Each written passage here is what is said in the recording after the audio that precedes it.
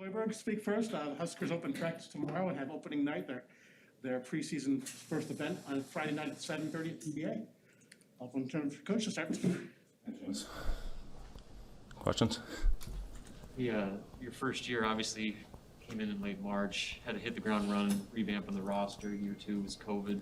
How further ahead are you guys as a program at this point, as far as your tenure goes? Yeah, I'm really excited about this group. We have had an offseason this year, which is very beneficial when you're trying to add new players into the mix. Last year, everything, once we got the group assembled, was all about individual work. It was all about small groups with your roommate. We just weren't taking any chances, as all schools were around the country, and with a completely new team, that set us back early in the process. One thing I was really proud of last year's group is how they kept fighting through adversity, especially at the end of the year when COVID affected our whole team and they shut our group down for 3 weeks where really we couldn't even be in the gym. So I did appreciate everything about that group and the way we finished that season. I think it was great for the returning core that we have to have some success in the system and win a couple of those games, excuse me, at the end of the year last year. This season, I've loved the mentality of our team, the way that they have approached the day-to-day workouts coming in. You only have to tell them things once, and it's we're so much further ahead. I guess to answer your question in a roundabout way, Robin, we're so much further ahead right now than we were a year ago because we've had an off season. We've been able to work a lot more on fundamentals. We've been able to get our system in place, so much better than we were able to a year ago. So I feel good about our group going in to our first official workout. We've had 4 hours a week, and I think we've maximized what we've been able to do in that amount of time. But, the important thing now, and our biggest thing that I'm really trying to get our guys and stress to our guys is the urgency and the passion that they have to play with on every possession if you're going to win consistently in this league. Besides what you just said, what are you maybe working on in practice, focusing on in practice that maybe you couldn't last year? Really pivoting, two-hand passing, just all the little things. When you only have a short amount of time to implement the system, you just really go right into the meat of what you're trying to do on both ends of the ball. Right now, I've been really happy with Coach Nate, with Coach Gates, in the player development stuff that we were doing going all the way back to the summer. We'll be able to get back to some of that with more individual work now that we have more time. You'd be amazed how quickly 4 hours goes, and you want to stay out there, but you understand the rules that are in place, and you only have so much time that you're able to implement what you can in that amount of time. But the individual stuff that Coach Gates, Coach Nate, myself have done, I've been really pleased with, and hopefully all that stuff carries over with the little things that we're trying to do and be better at this season. You've returned a lot of experience from last year, but also added 9 newcomers. How has that meshing gone, both on the court and the chemistry off? Yeah, it is a group in the early stages that I feel has very good chemistry together. How that continues to carry over once we start playing games, you don't know yet. But everything that we've been doing, I've been really pleased with the chemistry of this team. It's so obviously very important with everything you've got going to be tied together. My single hardest job this year is going to be establishing a rotation. We've got a lot of players that are capable of playing, and all that will be determined in the next 42 days, 30 days of practice. The 2 exhibition games that we have against Peru State and against Colorado, which will both be great for our group, and then getting ready to play on November 8th against Western Illinois. So, this will all be determined, but we've got a lot of guys that are capable of being on the floor. It's going to be about going out there, starring in your role, accepting your role, and going out there and doing it as a team. Can you describe the level of play you've seen out of Bryce McGowan's in your workout so far? Yeah, Bryce is as talented a kid as I've had an opportunity to coach. He is so gifted athletically. He's smooth, shoots it effortlessly, but he's a freshman.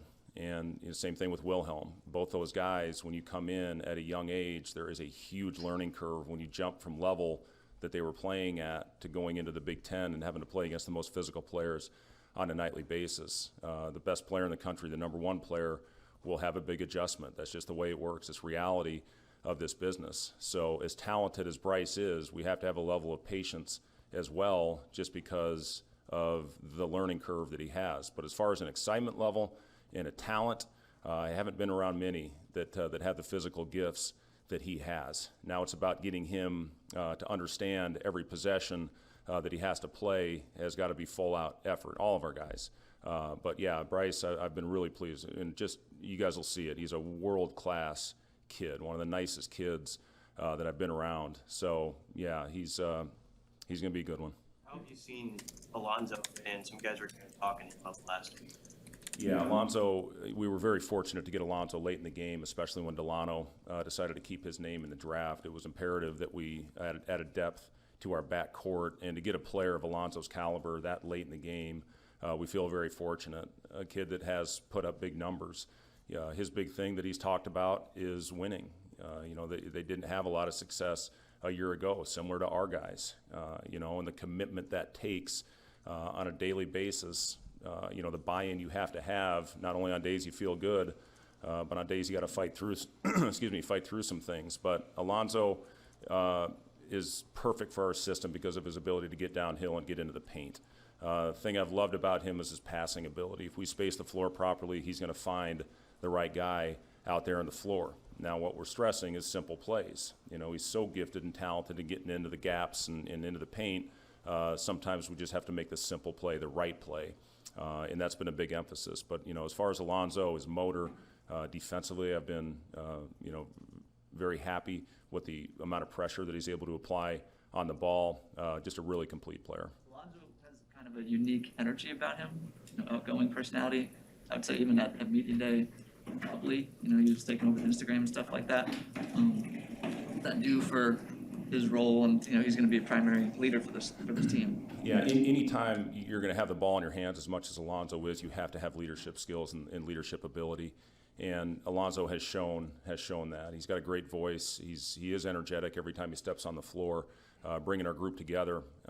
Trey has really stepped up. I've been really pleased with Trey, with his voice. So it is. It's important, especially with your guards and your older players. As Alonzo with his last year, Trey as a senior. So anytime you can have the guys or your playmakers, ball handlers, it's important to be able to have leadership qualities, and I've really seen that out of Alonzo and Trey. You have a lot of guards on your roster. How many of those guys are you comfortable with running that pick and roll? Yeah, it's a great question. We're still figuring out exactly what it is with roles. I've always been a multi-handler guy, coach, and when you have multiple players that can get into the paint and make plays, I think it makes you much more difficult to guard.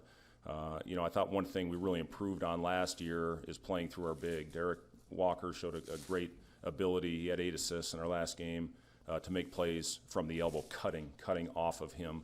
So it's not only about the ball screens, it's about hitting the big and making the right play and reading the defense correctly. And we're much further ahead this year than we were last year at this time. Between the additions and a full season of Derek and Eduardo, do you feel like the pick and roll can be a more effective part of your offense this season? Yeah, and then you throw Wilhelm into the mix as well as a guy that can play in smaller lineups that can pick and pop and spread the defense out and take the bigs away from the basket. Take Kofi out of the lane, try to create more driving lanes. There's so many bigs in this league. If you can get them out of the paint and create driving lanes, that's going to open things up for everybody. We do have 3 guys, 2 that have played in the system. I love the way Eduardo finished our season last year.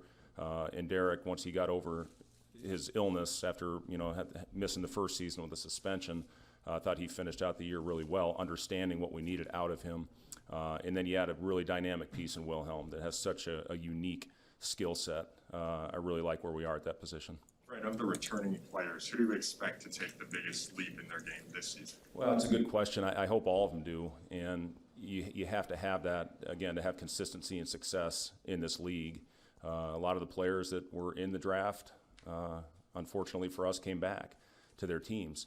So, in order for us to make a jump in the standings, we're going to have improvement from everybody. And I've seen that. I've seen the offseason that we've had. Guys want to win. There's no doubt about that. What we experienced the last couple of years, really last year, I guess, with the returning guys, they want to make a big jump and accomplish something that's never been done with Nebraska basketball before. Do you think your perimeter shooting is where it needs to be to fully run your system? I think as far as our upgrades this year, perimeter shooting, I think, is the biggest area of improvement with our group. And we should have guys that can get into the paint and play make. And when you have to stay closer to the shooters and the floor spacers, it's going to open up things for everybody. Like I talked about Wilhelm in smaller lineups, Casey is as good a shooter as I've certainly coached at any level. When he misses, you're absolutely shocked that thing doesn't go in. Alonzo certainly can make shots. C.J. Wilcher was a huge addition for us in his shooting. Obviously returners from last year, Kobe, Trey shot a nice percentage from the three-point line. And then you add other shooters in Bryce, as well as Keon Edwards, who can make shots. So we've really upgraded our shooting. I think we've upgraded our depth, gotten better with our athleticism and our size. So really across the board, from an offensive standpoint, I think we've made big upgrades with our roster. Shooting's always been a focus in your system, and so far here, you guys haven't had the best shooting numbers. When it doesn't work for guys coming from high school to college from the three-point line, in your experience, why doesn't it work?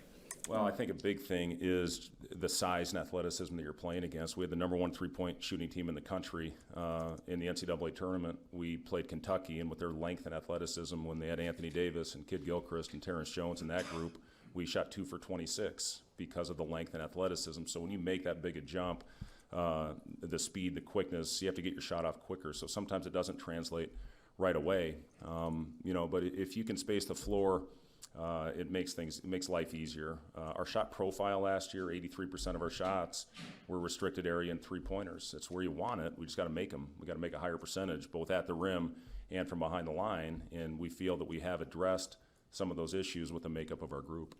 How much of a difference has it had, just having some returners back that have been through it? Yeah, very, very important. It's our first time really where we've had some continuity in going into year 3 now.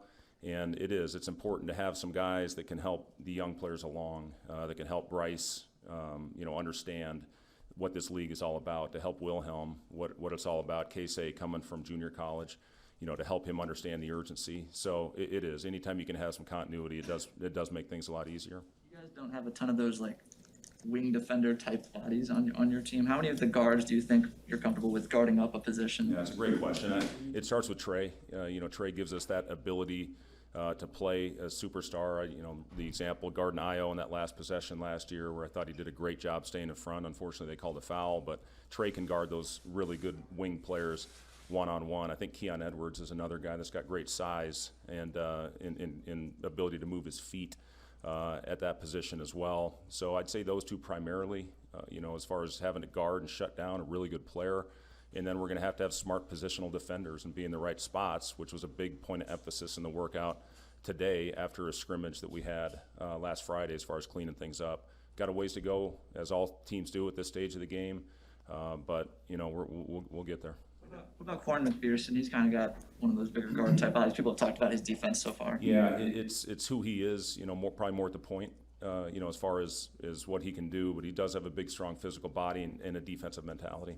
I know you have to speak generally about recruiting, but could you speak to the momentum as, big weekends are ahead and just, I guess, with fans back in the stands, even at football, and the people seeing sort of how the fan base reacts to Husker athletics, how that can help? Yeah, it's so important to get these kids on campus, and we feel great what we accomplished through Zoom calls, and now that we're able to get these kids back on campus, even when they were here before football weekends, just to see the facilities that we have and to see the fan support that we have, the resources that we have to put into the student athletes. But to experience Memorial Stadium with 93,000 in there, we do have some big weekends coming up.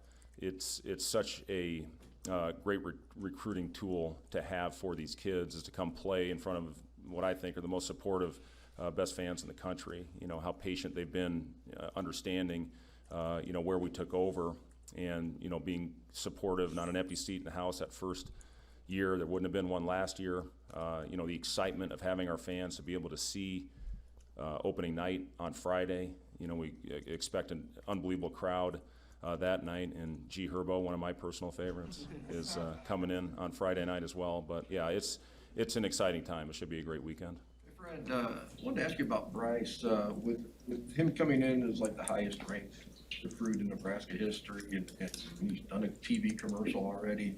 Are you going to be keeping tabs, or what's your thoughts on how he's going to handle this as far as just, having all this on him. Yeah, well, I'll say this, Bryce and Trey, they were blessed with two of the best parents you can you can be around. The example that they set, these are two of the most polite young men that you'll ever be around. So, it starts, with the parents, with Bobby and with Pam. They're just phenomenal people, and they did a great job early in their lives of teaching them, the right way to grow up. And, I'm not worried about that because of the way that they were raised. You've got two humble kids, they're here. Bryce can look up to Trey, who's, like I said, been phenomenal as far as taking a huge leap in his leadership skills. And he's got good people around him to help him through and navigate through the ups and downs that you go through as a young player. And, you're going to go through it. You always go through it. It's easy to play when things are going well, but when you have to be there for a player is when they're going through the tough times. And we feel very good about our staff and players that can help our young guys especially navigate through those difficult situations. You guys healthy going to the start practices? We're good to go. We're healthy going in. We should have everybody back. Is Ed back? I know he was sick on. Yeah, Eduardo was back at practice today. Yep. What do you hope that these high school kids coming in this weekend, what do you hope they see and get out of this experience? Well, I think the biggest thing anytime we have recruits on campus is just to see the support that they will have as a student athlete at Nebraska. And it's two of the biggest things that we talk about that are so important for these young kids. One are the facilities, and I'm not sure there's better facilities, especially when the new project is completed, and also the fan base. And you'll see that across, we talk about it, it's not just football, basketball, it's all sports. And, if you have that support, you have that fan base that's there for you, through good times and bad, it really shows well when you have these kids on campus. So, that's our big thing this weekend, show the facilities, show the support that they will have as a student athlete at Nebraska. These super highly rated kids, Bryce can probably relate to those guys better than most guys. What role does he play in that process? Yeah, it is. Bryce, put us in a great position to get a 5-star athlete. And, I think your players are your biggest sellers of your program. How are they treated? How's the player development program? What's the style of play like? And a lot of programs, a lot of coaches, as you go through the recruiting process, they may tell you something, well, this is how we're going to do things moving forward. Well, you kind of are who you are. And I think our players can talk about that. I think it was a big thing that Trey was able to talk to Bryce about through the recruiting process when he opened it up, is how he was treated and how he got better as a player. So, it is. Your athletes are the ones that are selling it, and hopefully our guys do a great job with that. Thank you. We also have some players outside in the hallway as well.